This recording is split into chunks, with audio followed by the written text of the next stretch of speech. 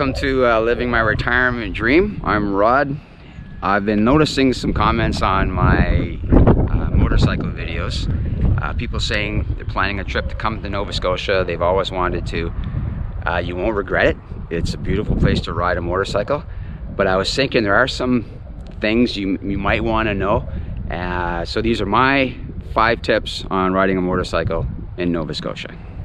So if you're watching from the rest of Canada, United States or Europe, you've done your research. You know we drive on the right, even though we're, well, technically a colony.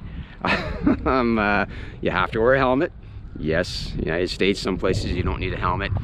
Land of the free, home of the brave. But there's some unique things.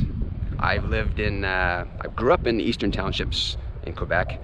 I've lived in Ontario, Alberta, British Columbia. I've driven across Canada a few times in a car. So there are differences. And tip number 1, you're thinking about when to come, is about the seasons. Spring comes late, summers are pretty nice, and fall is beautiful. If you're thinking, oh, I'm gonna head out in the spring, April, May, that could be a problem. I know in May in Quebec, we used to actually go swimming sometimes, and you get those warm days. Here in Nova Scotia, not so much. April, May, it can start raining and last for days. One day, it started raining, and it didn't quit for 4 months. So if you're thinking, I'll just pull over and wait this out, you better have a good Airbnb or place to stay. It also can be very cold, not unusual to see snow in April. Even into June, I have found sometimes the weather is not great for riding. April, May, June. So if you're a hardy kind of guy, girl, you don't really care, sure, June you're probably okay, but I would avoid April and May. Tourism Nova Scotia actually promotes our province to come in July and August because we're actually not that hot. Rest of Canada and these places are really, really hot in the summertime. And we're actually, you know, we'll get the 30s and stuff like that, but you'd always got a bit of a breeze.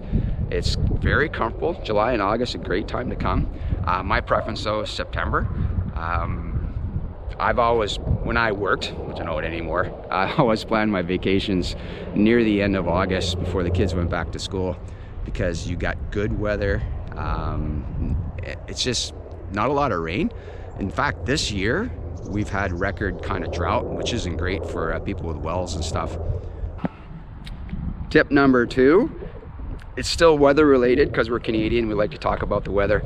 That's for your day-to-day ride, is dress for anything and everything every day. So if you're at a campground, you're thinking, I'm just gonna go out for a ride, it's gonna be nice and warm today, I'm telling you, you still need to pack an extra sweater or something to keep you warm, because the seasons in here, the weather is never really that predictable. I was serving overseas when I was first posted to Halifax, and I was speaking to a British officer, and I said, yeah, I'm going to Nova Scotia. And he said, oh, Nova Scotia, an outcropping of rock in the middle of the Atlantic. I always remember that, because you're riding along in the valley and it's warm and hot, and then as you approach the ocean, it can drop 8-10 degrees. I live probably a golf ball swing to the ocean. Well, not me, but Tiger Woods could probably hit the ocean from here.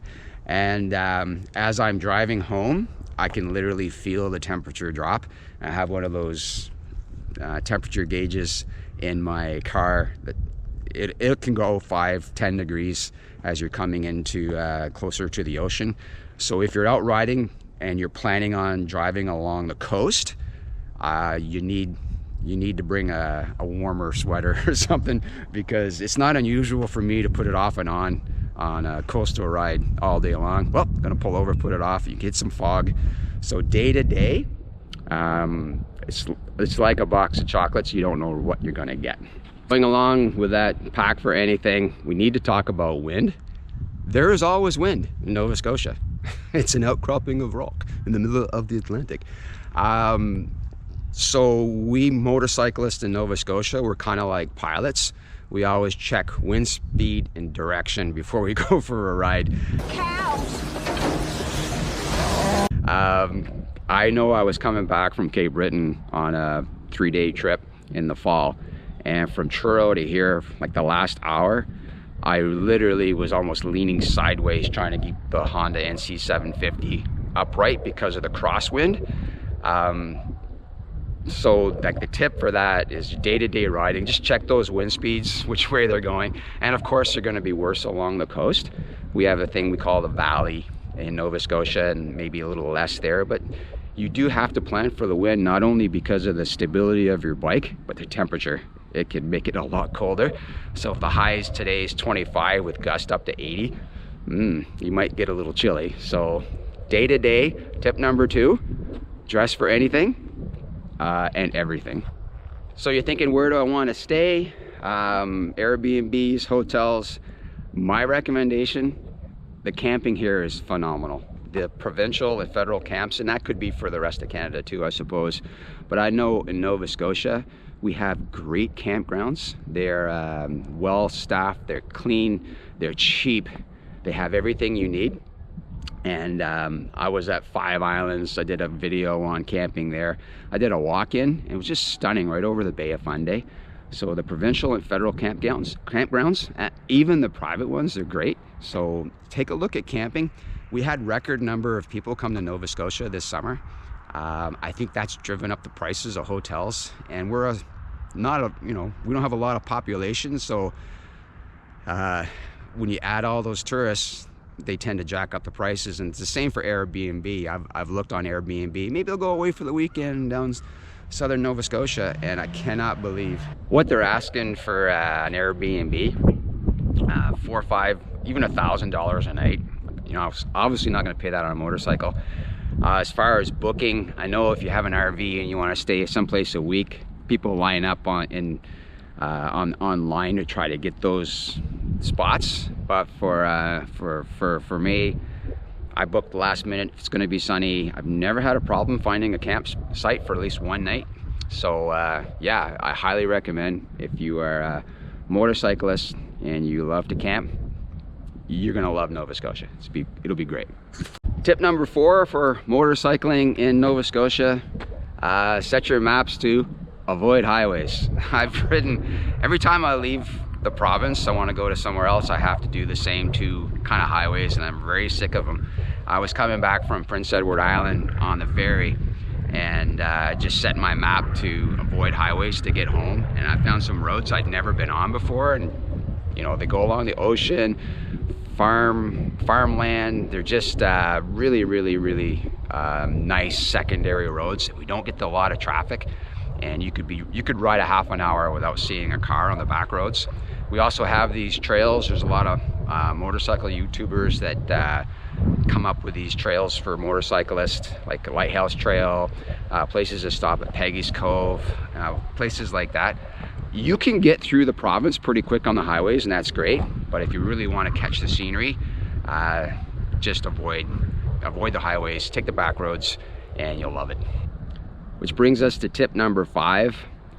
I wanted to keep this video positive, but I have to say it. The news, I did an article recently. We've had a record number of deaths in Nova Scotia on motorcycles this year. So my tip number 5 is drive defensively. You probably already do, and that's great. I learned to drive in Nova Scotia a couple of decades ago. I don't remember it being like this. I have to usually, it's not unusual to have to do a defensive maneuver to avoid a car almost every ride. I was driving in Prince Edward Island for a couple of days, and if you're from PEI, I want to say thank you, because when I finished the trip, I was like, I actually didn't have to kind of like do a ditch or anything. I mean, they gave me lots of space from behind. They were polite. They seemed to be aware. I don't know if it's the island time mentality or what it is, but here in Nova Scotia, I don't want to speculate on the cause. I could sit around Tim Hortons with my riding buddy and we can probably say why we think it is. I just know the statistics, the record number of deaths. One was on a road that we take all the time, along Lawrencetown Road. On one of my recent videos, I made a comment about a truck driver following me too close and how I found it kind of unusual, because I've always found truck drivers, they're very professional and they drive hours, so they're good at what they do. But one comment on the video was from a truck driver instructor who'd been driving for 40 years, and he said that he's appalled at the skill level of truckers on the road, which surprised me and alarmed me at the same time. So going along with the safety thing, I guess I have to kind of take that into account. Maybe there is a trucking problem with training. I don't know. Don't blame me. Came from the truck driver instructor who said that. So if you're a trucker, let me know. What do you think? If you're going to be driving in the spring, we have some potholes that will eat you up, so you got to certainly watch that. Distracted drivers, inexperienced motorcycle riders, increased population, these are all possibilities of why more motorcyclists are dying in Nova Scotia. But ultimately, I want you to get home. Your husband, your wife, your mother, your father, they all want you to get home.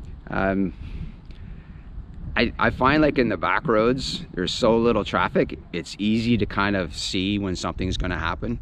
It's funny, I was filming this video and a guy stopped and, you know, he saw my motorcycle and we started talking, and he was